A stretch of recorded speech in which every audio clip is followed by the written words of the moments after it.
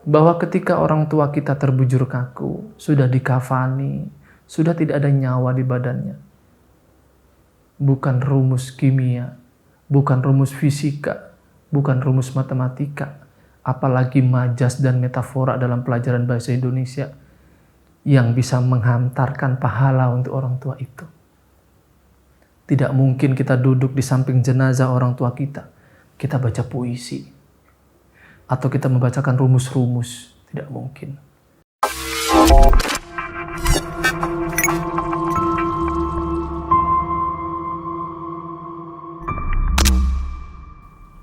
Halo teman-teman, Assalamualaikum warahmatullahi wabarakatuh. Semoga teman-teman tetap sehat dan tetap semangat untuk melanjutkan kewajiban kita dalam kehidupan ini. Tentu semoga teman-teman selalu dalam lindungan Allah Subhanahu wa Ta'ala. Ada sesuatu yang menarik untuk saya share lagi kepada teman-teman. Suatu ketika Pak Kiai memberikan kisah yang begitu menyentuh buat kami, yang memberikan cerita ini yang akan saya sampaikan kepada teman-teman adalah Mudirul Ma'had. Pak Kiai, mohon maaf, saya mohon izin untuk mengisahkan kembali apa yang pernah Pak Kiai sampaikan kepada kami dalam sebuah majelis. Bahkan kalau tidak salah, dalam acara silaturahmi bersama para wali santri, Pak Kiai juga sempat menyampaikan hal ini kepada beliau-beliau semuanya. Secara tidak langsung, kami para asatid yang hadir di majelis itu menyimaknya dengan saksama. Bahkan saya sendiri mohon maaf apabila susah melupakan kisah yang Pak Kiai sampaikan kepada kami itu. Jadi begini teman-teman, suatu ketika Pak Kiai Zahid dalam perjalanan, beliau sedang di dalam kendaraannya, tanpa sengaja memutar sebuah stasiun radio. Di dalam radio itu mengisahkan sebuah peristiwa yang oleh Pak Kiai sendiri berat untuk dilupakan, yang kemudian dikisahkan kembali kepada kami. Di dalam radio itu mengisahkan ada satu keluarga yang kaya raya orang tuanya. Semua kebutuhan keluarga terpenuhi, termasuk pendidikan anak-anaknya. Keluarga kaya itu memiliki seorang pembantu yang kebetulan pembantunya juga memiliki anak. Ya, mungkin usianya tak jauh beda dengan usia anak kandung dari orang kaya tersebut atau dari majikannya itu. Nah, anak si orang kaya itu disekolahkan di sekolah favorit. Bahkan pulang sekolah pun dimasukkan ke les privat ya. Mau belajar matematika bisa, mau belajar musik ada kelasnya, mau belajar apa panggilin mentornya ke rumah. Pokoknya semua pelajaran-pelajaran yang mustahil didapatkan oleh anak pembantu itu semuanya terpenuhi. Untuk siapa? Untuk anak majikannya itu. Pokoknya pikiran orang tuanya ingin mencetak anaknya itu menjadi seseorang yang jenius, orang yang pintar, banyak ilmunya dan sebagainya. Sekolah di sekolah yang favorit, jangan sekolah yang biasa-biasa saja. Akan tetapi di balik kemewahan-kemewahan itu, rumah tersebut menyimpan satu keluarga yang mengabdikan dirinya untuk meringankan beban rumah tangganya. Menjadi pembantu ya, membantu pembantu, nyapu, ngepel dan sebagainya. Nah, kebetulan pembantu tersebut memiliki anak. Karena mungkin ada rasa empati dari majikannya itu, akhirnya si anak pembantu itu juga disekolahkan. Akan tetapi sekolahnya levelnya beda. Anak pembantu itu hanya disekolahkan di diniyah, sekolah madrasah. Sekolah yang eceh-eceh, sekolah madrasah. Kalau masuk sore doang itu tuh di musola-musola ngaji biasa sama guru-guru ngaji di musolanya. Sekolah madrasah, bukan sekolah-sekolah favorit seperti anaknya itu. Suatu ketika dengan berjalannya waktu, tidak ada yang mengetahui kapan ajal menjemput. Bapak dari anak orang kaya itu atau majikan dari pembantu tersebut meninggal dunia.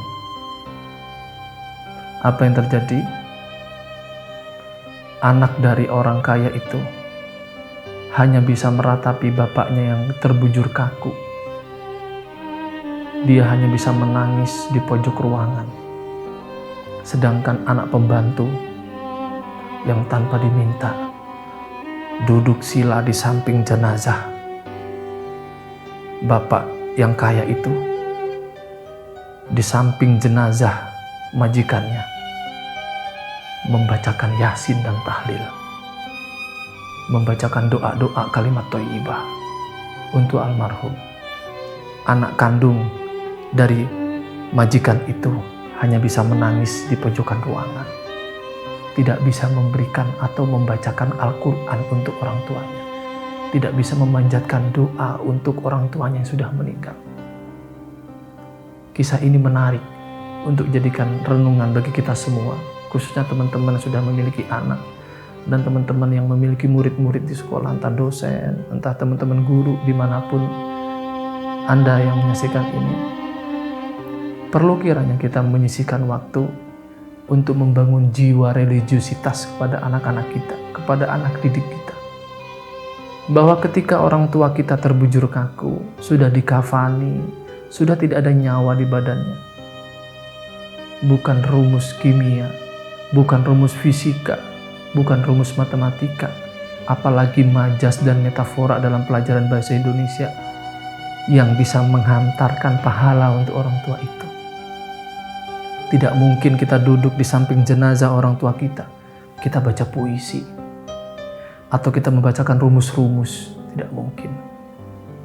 Tetapi anak dari pembantu yang hanya disekolahkan diniyah itu dengan fasih, dengan khusyuk, bahkan dengan linangan air mata membacakan Al-Quran di samping jenazah majikannya.